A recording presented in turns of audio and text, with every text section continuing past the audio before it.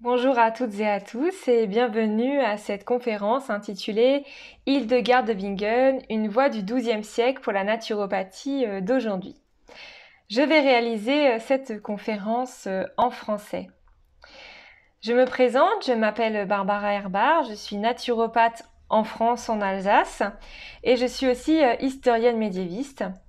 Je mène des recherches dans les manuscrits, les archives médiévales principalement, sur les plantes et les techniques de soins utilisées au Moyen Âge et pertinentes aujourd'hui dans notre pratique de la naturopathie.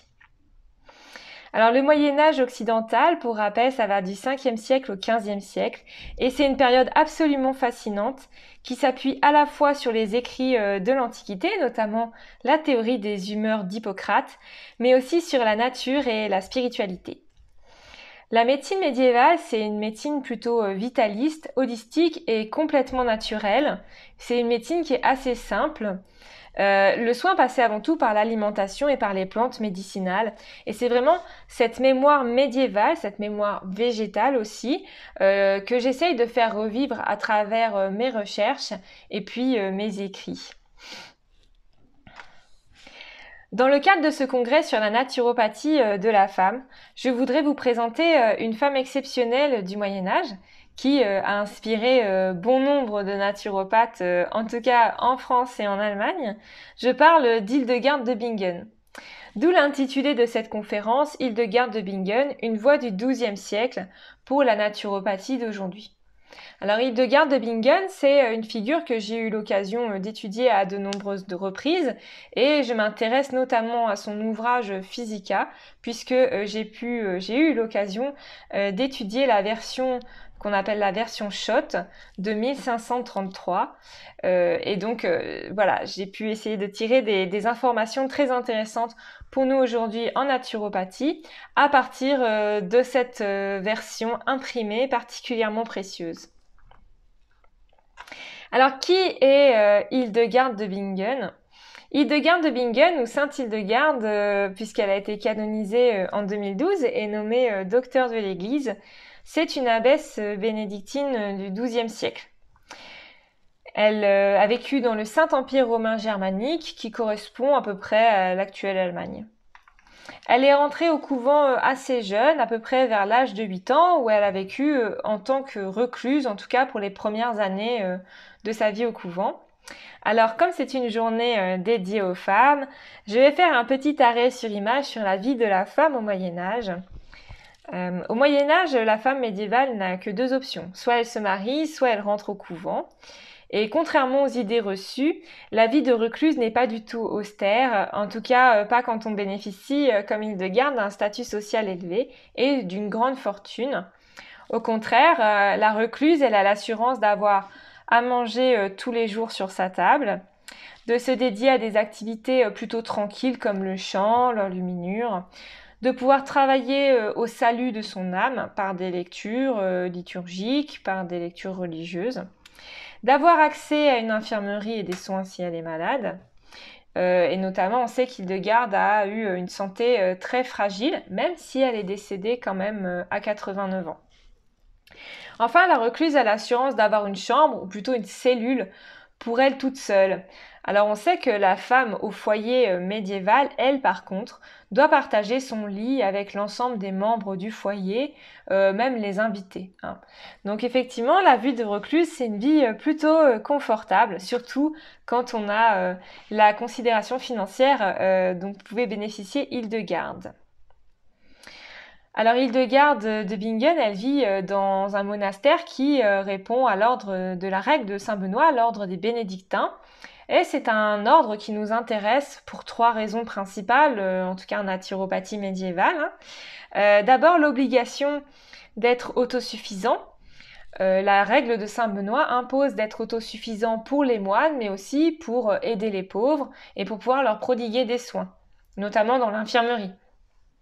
Le fait d'avoir cette obligation d'être autosuffisant nous permet aujourd'hui d'avoir des sources écrites sur les plantes cultivées dans le monastère. Ensuite, une autre raison qui nous intéresse, c'est le calendrier alimentaire en fonction des saisons, de la difficulté des travaux exécutés, puis du calendrier liturgique quand c'est carême ou jour gras, etc. Enfin, la dernière raison qui nous intéresse de travailler sur un monastère qui répond à cet ordre-là, en tout cas, c'est le soin aux malades, hein, qui nous donne des sources évidentes sur les techniques de soins et les plantes utilisées dans ce cadre. Et donc, Hildegard de Bingen a eu accès en fait à ces connaissances autour du soin aux malades. Et elle a été influencée évidemment par ce calendrier alimentaire, hein. Alors Hildegard de Bingen, c'est pas seulement une abbesse bénédictine, en fait on la connaît surtout parce que c'est une prophétesse, hein. Depuis sa toute petite enfance, Dieu lui parle et lui explique le monde.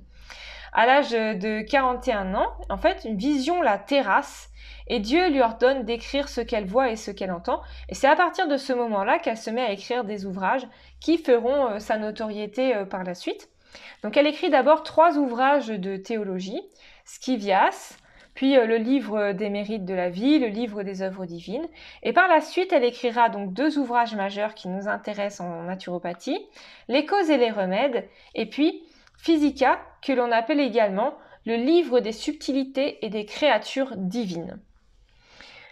Dans Physica, c'est le livre qui fait actuellement l'objet de mes recherches.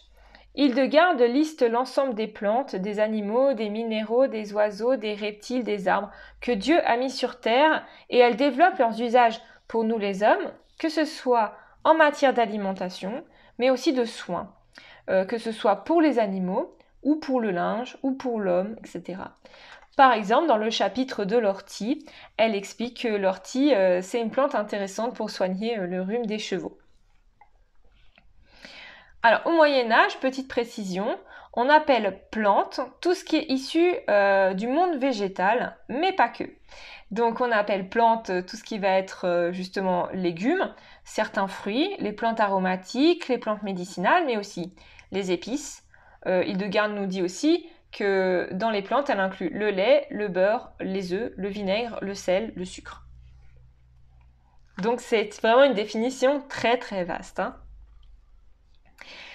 Évidemment, Hildegard de Bingen nous intéresse en naturopathie pour sa vision de la santé, hein. C'est pour ça que pour vous la présenter, je vais m'appuyer sur les 5 piliers actuels de la naturopathie et du coup faire un comparatif à chaque fois avec l'apport d'Hildegard de Bingen. Tout d'abord pour ce qui est de l'humorisme, hein. Hildegard s'inspire de la théorie des humeurs d'Hippocrate. Alors, c'est pas étonnant qu'elle ait eu accès à cette théorie des humeurs. C'est une théorie qui est déjà très connue au Moyen-Âge. Tous les médecins s'appuient sur la théorie des humeurs d'Hippocrate. Et puis, Hildegard vient d'un monastère donc assez fortuné qui avait une bibliothèque. Donc, ça lui a sûrement permis de connaître cette théorie des humeurs. D'ailleurs, dans certains de ses ouvrages, par exemple, elle cite des auteurs antiques comme Pline. Donc Hildegard s'inspire de la théorie des humeurs d'Hippocrate qu'elle intègre à un monde cosmologique. La cosmologie médiévale, c'est un concept essentiel du Moyen-Âge. En fait, pour le résumer simplement, le monde est créé par Dieu, il est constitué des 4 éléments, l'eau, le feu, la terre et l'air. Les subtilités et créatures divines, c'est-à-dire tout ce que l'homme a créé sur terre, ont 4 qualités, chaud, froid, sec, humide, et puis il y a l'homme avec ses 4 humeurs. L'homme forme le microcosme et puis le monde autour forme le macrocosme. L'homme microcosme est un élément du macrocosme et tout est interconnecté en fait. Pour ce qui est du vitalisme, un concept qu'on connaît évidemment très bien en naturopathie puisque c'est l'un de nos piliers, l'homme évidemment est doté d'une force vitale puisque l'homme a été créé par le souffle de Dieu, il a été créé à partir de la terre et puis Dieu lui a donné le souffle, ce qui a permis à cette terre de prendre vie, hein, et de donner Adam, en tout cas dans les écrits d'Hildegard. Mais Hildegard va plus loin que ça, puisqu'elle nous dit que les créatures et subtilités divines, c'est-à-dire les plantes, les fruits, les légumes, etc., sont eux aussi dotés d'une force vitale naturelle qu'on appelle la viriditas. Donc c'est un néologisme inventé par Hildegard, vir symbolisant donc en latin c'est la force, la vigueur, la verdeur, viriditas, hein. Et donc cette viriditas agit sur les humeurs de l'homme en pouvant soit les aggraver, soit les corriger, soit les atténuer. Donc on voit bien que le concept de vitalisme est un peu plus poussé que notre concept à nous. Pour ce qui est de l'holisme et du causalisme, Hildegard nous dit que lorsque l'homme a un dérèglement, il a un dérèglement holistique, un dérèglement global, un dérèglement du corps, âme, esprit. Le rééquilibrage du terrain doit donc intervenir sur ces 3 axes. Hildegard dit que le dérèglement est dû au péché et que la maladie est une punition divine. C'est un topos médiéval et évidemment qu'aujourd'hui, cela ne fait plus sens. On n'est pas malade parce que Dieu nous a punis, en tout cas pas en naturopathie. Donc ça ne fait plus sens, mais cette notion de vice-vertu n'est pas complètement dénuée de sens, même encore aujourd'hui. Dans un chapitre sur les vices et les vertus, elle nous liste les péchés, et elle propose des vertus correctrices pour remédier à ce péché. Par exemple, pour le péché de gourmandise, elle propose de le corriger par la modération. Voilà. Alors aujourd'hui, on ne parle plus de vice et de vertu, mais plutôt d'amélioration de l'hygiène de vie. Mais tout comme en naturopathie, la recherche de la cause est vraiment essentielle. Et le travail doit intervenir sur ces 3 axes, corps, âme, esprit. Le corps, bien sûr, c'est le corps physique que l'on peut corriger par l'alimentation. On peut en tout cas corriger aussi des excès d'humeur par l'usage de créatures et de subtilités divines. Donc avec des plantes, des cataplasmes par exemple. L'âme pourrait correspondre un peu à notre force vitale, c'est le souffle de Dieu qui nous donne la vie et qui est constamment tiraillé entre le bien et le mal, l'excès et la modération. Il y a vraiment une part d'émotionnel dans l'âme et on sait aujourd'hui à quel point en naturopathie, la prise en charge de l'émotionnel est indispensable pour avoir un rééquilibrage efficace. Enfin, l'esprit correspond à la relation de l'homme avec Dieu, l'homme qui travaille sur le salut de son âme. Aujourd'hui, on parlerait plutôt finalement d'alignement spirituel, le fait de se sentir aligné avec soi et avec le monde qui nous entoure. Hildegard de Bingen a une jolie citation, elle dit « Lorsque l'âme et le corps s'accordent dans leur rectitude, ils obtiennent dans une joie unanime les récompenses suprêmes. » Elle nous rappelle en permanence l'interdépendance entre les différents niveaux de l'être. Soigner le corps sans s'occuper de l'âme, ça sert à rien. Et s'occuper de l'âme sans prendre soin du corps, ça sert à rien non plus. Voilà. Pour ce qui est du dernier pilier qui est l'hygiénisme, je vais plutôt vous présenter quelques outils qu'Hildegard de Bingen recommande. D'abord, le soin au Moyen-Âge passe principalement par l'alimentation. Et ça, c'est un topos que je retrouve dans bon nombre d'écrits sur la santé médiévale. On retrouve par exemple cette thématique dans les œuvres de Moïse Maïmonide, un médecin juif du Moyen-Âge arabe, à peu près de la même période d'Hildegard, XIIe siècle, mais ils ne se sont pas connus. L'alimentation fait partie en fait de ce qu'on appelle la diététique médiévale ou bien les 6 choses non naturelles, qui sont donc l'alimentation et la diète, le sommeil et la veille, le mouvement, l'oisiveté, la vie sexuelle, la vie émotionnelle, l'air que l'on respire. Parfois, on parle aussi des évacuations, voilà, des évacuations du corps, des émonctoires du coup. Cela nous rappelle évidemment l'hygiénisme en naturopathie et la prise en charge de l'hygiène de vie de nos consultants. Pour ce qui est de l'alimentation, celle-ci s'ajuste en se tournant d'abord vers certains produits et en évitant d'autres, en prenant des tisanes, en ajoutant des plantes ou des épices pour corriger les humeurs et soutenir la force vitale. En naturopathie, on utilise un modèle alimentaire inspiré des recommandations d'Hildegard de Bingen et c'est d'ailleurs un modèle que j'utilise vraiment beaucoup au cabinet parce que je reçois des personnes donc qui souffrent de troubles cutanés. Et donc je travaille, j'accompagne ces personnes, j'accompagne le terrain de ces personnes qui souffrent de troubles cutanés, notamment des troubles d'acidité. Le modèle alimentaire d'Hildegard, en fait, il présente 2 avantages. Il est alcalin et il est pauvre en histamine, ce qui me permet d'accompagner de nombreux terrains, notamment des terrains difficiles, qui sont souvent incompatibles avec la prise en charge de compléments alimentaires. Ensuite, Hildegard propose des remèdes, c'est-à-dire des associations de plantes, des macérats, des vins, des cataplasmes ou encore des galettes à base d'épices pour corriger ses humeurs. Encore une fois, elle rejoint là les recommandations des médecins médiévaux de son époque. Ensuite, elle propose de corriger l'origine, la cause de ce dérèglement, c'est-à-dire le péché en travaillant sur son attitude, sur son hygiène de vie. J'ai évoqué tout à l'heure le péché de gourmandise, mais ça peut aussi être le vice du matérialisme qui fait encore plus écho dans notre société aujourd'hui. Comme quoi, c'est toujours d'actualité. Enfin, elle incite l'homme à travailler sur le salut de son âme, à retrouver un alignement avec Dieu. Alors, le dessin du salut de son âme, ça s'appelle le dessin sotériologique au Moyen-Âge. C'est l'objectif d'une vie au Moyen-Âge. Aujourd'hui, on parlerait plutôt, comme je l'ai dit, d'un alignement spirituel. Un alignement spirituel avec soi et avec le monde qui nous entoure. Et pour parvenir à ce dessin, Hildegard propose des techniques telles que le chant, la musique, les arts de manière générale, qui permettent finalement une autre méthode d'expression, capable ici de toucher Dieu, mais pour nous, tout simplement, de trouver un alignement. Et on connaît aujourd'hui tous très bien les bienfaits de l'art-thérapie sur ce point, donc je ne vais pas vraiment m'attarder là-dessus. Trouver le chemin de la spiritualité, c'est une mission essentielle au Moyen-Âge, et dans certains écrits, je me suis aperçue aussi que ça pouvait passer par la méditation, et pour cela, les moniales concevaient des jardins apaisants, relaxants, avec des fleurs, pour inviter à l'état méditatif. Donc j'ai trouvé que cette recommandation avait toujours une pertinence aujourd'hui, était assez peu utilisée, donc n'hésitez pas à recommander à vos consultants d'aller dans des jardins pour se reposer l'esprit. Alors, en cette journée de la femme, finalement, que conseille Hildegard de Bingen pour les femmes en particulier? Alors, ça va être difficile d'être exhaustive dans cette conférence. Je vais vous présenter brièvement ce qu'elle pensait de la femme et puis de ce qu'elle pouvait proposer.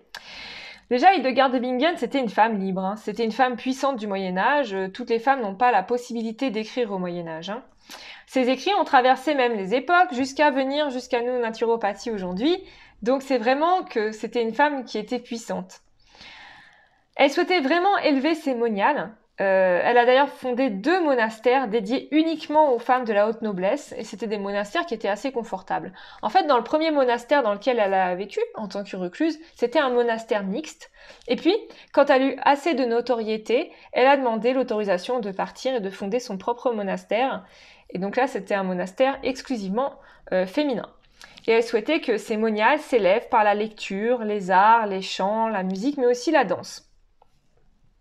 Elle avait une voix très très lumineuse, Hildegard, vraiment une voix lumineuse, et elle proposait à ses moniales de chanter, de danser, de jouer de la musique, et ça lui a valu d'ailleurs quelques remontrances de la part de certaines personnes de son temps qui trouvaient cela vraiment inconvenant pour des moniales. D'habitude, la moniale médiévale, elle est plutôt silencieuse et humble, voilà. Alors pour ce qui est de l'accompagnement des troubles de la femme, Hildegard considérait d'abord qu'il fallait revenir à une alimentation saine. Une alimentation saine, c'est ce qui va aider le tout à mieux fonctionner. Elle recommandait une alimentation avec des aliments plutôt chauds en termes de qualité. On connaît tous le célèbre épeautre, mais pas que, le fenouil, la châtaigne, etc. Elle déconseille les crudités, donc ça sera plutôt des produits qui seront cuits. Ensuite, elle préconise des plantes comme par exemple la camomille sous forme de bouillie avec de la farine et un peu d'huile. Elle conseille aussi le fenouil en cas de douleur d'accouchement en application plutôt cutanée. Ou encore la bétoine à base d'un vin de bétoine en cas de troubles menstruels. Ce qu'Hildegard de Bingen vise, c'est vraiment une action globale, c'est favoriser, accompagner la viriditas, tempérer les humeurs qui sont en excès et harmoniser, donc je disais, le corps, l'âme et l'esprit, particulièrement chez les femmes. On voit bien à quel point Hildegard de Bingen, mais aussi les médecins médiévaux de manière générale, avaient une vision du soin que l'on considère nous aujourd'hui comme naturopathique, mais leur vision du soin, selon moi, va encore plus loin et elle est vraiment une source d'inspiration pour la philosophie de notre profession de naturopathe, la vision cosmologique du soin. Alors, qu'est-ce que la vision cosmologique du soin ? En naturopathie, le soin est souvent tourné vers l'individu. Nous accueillons en cabinet des personnes qui souhaitent que l'on travaille naturellement sur leur terrain. Pour Hildegard de Bingen, qui est, je le rappelle, avant tout une théologienne. Hildegard n'a jamais été une naturopathe, elle est avant tout une théologienne. L'homme a une place importante. Il a la place donc dans le microcosme, mais il n'a pas une place centrale. C'est Dieu de toute façon qui occupe la place centrale, et puis c'est Dieu qui guérit. Elle, les recommandations qu'elle donne, c'est pour aider à retrouver un équilibre, mais c'est Dieu qui guérit. En commettant des péchés, l'homme développe un excès d'humeur, on l'a vu tout à l'heure, péché de gourmandise ou de matérialisme, etc., qui perturbe en fait son organisme, donc son microcosme, mais en fait pour elle ça va plus loin, ça perturbe aussi le macrocosme, donc l'ensemble de la création divine. Et c'est pour ça qu'Hildegard dit qu'il est essentiel qu'il corrige son comportement, parce qu'en corrigeant son comportement, l'ensemble de la création divine est corrigé, équilibré, rétabli. Pour atteindre presque le jardin d'Éden, comme elle le dit. Alors, pour mieux comprendre ce concept de cosmologie médiévale et puis son intérêt en naturopathie pour nous en tant que praticiens aujourd'hui, imaginez que vous recevez en consultation une personne qui vous dit qu'elle souhaite un accompagnement parce qu'elle a une alimentation qui est très très riche en sucre et qu'elle souhaite corriger cela. Donc si déjà elle vient vous voir, c'est super, elle souhaite corriger son alimentation, c'est vraiment un super pas, un super début.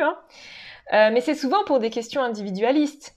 Elle vient parce qu'elle a souvent aussi d'autres troubles associés, comme des troubles de la peau, des troubles du transit, par exemple. Alors Hildegard vous dirait sûrement qu'elle a commis le péché de gourmandise et elle vous dirait d'adopter une attitude donc vers la modération. Elle conseillerait peut-être aussi le modèle alimentaire Hildegard et puis des plantes. Mais elle inviterait aussi le consultant à réfléchir sur l'impact de son attitude sur le monde. La consommation de produits sucrés, on le sait, donc dans les sodas, les bonbons, les boissons industrielles qui sont souvent riches en additifs, dans des contenants en plastique, c'est une production industrielle qui est particulièrement polluante.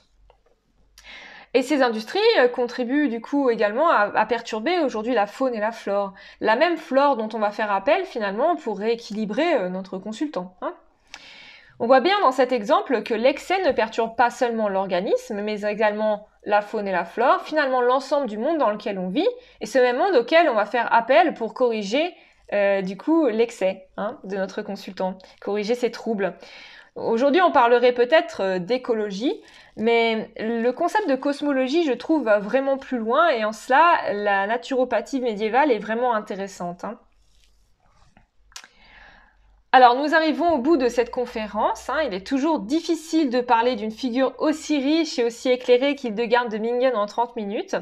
Honnêtement, je pourrais en parler pendant des jours. Là, j'ai vraiment essayé de faire un résumé très, très, très condensé, sans essayer de trop dénaturer Hildegard et ses propos. Mais ce que je retiens de ses écrits et de la naturopathie médiévale en règle générale, c'est que ses recommandations sont toujours d'actualité. Moi-même, j'utilise le modèle alimentaire d'Hildegard de Bingen en naturopathie avec de très bons résultats et j'utilise également certaines de ses recommandations. Ensuite, la naturopathie médiévale, c'est une naturopathie simple. C'est la naturopathie de la cuisine, c'est celle de son jardin. C'est une naturopathie qui propose d'abord et avant tout de corriger son alimentation. C'est vraiment une naturopathie du quotidien. Enfin, ce que je retiens d'Hildegard de Bingen, c'est qu'elle enrichit vraiment notre philosophie de la naturopathie et du métier de naturopathe. Parce que la mission du naturopathe, peut-être que finalement, c'est pas seulement de rééquilibrer les individus. Pour moi, en tant que naturopathe, nous sommes les gardiens de la nature, en fait les gardiens du cosmos. Et le cosmos, c'est le microcosme, l'individu, et le macrocosme, le monde. Et en tant qu'éducateur de santé, je pense qu'il est important d'éclairer nos consultants sur ce point. Vraiment de les éveiller à ça. Voilà, j'espère que cette conférence vous a plu. Si vous souhaitez en savoir plus sur Hildegard de Bingen ou sur mes travaux en naturopathie médiévale, n'hésitez pas à vous rendre sur mon site internet naturopathiemédiévale.com. Pour ce qui est de la naturopathie médiévale, pour vous en dire un peu plus, c'est un concept complètement anachronique que j'ai inventé, qui vise donc à s'inspirer dans notre pratique de la naturopathie des recommandations du Moyen-Âge et des auteurs du Moyen-Âge. Alors évidemment que les recommandations pertinentes aujourd'hui. Voilà, si vous voulez en savoir plus sur mon travail, n'hésitez pas, comme je le disais, à vous rendre sur mon site internet. Je vous souhaite un bon congrès et une excellente journée de la femme. Merci à toutes et à tous.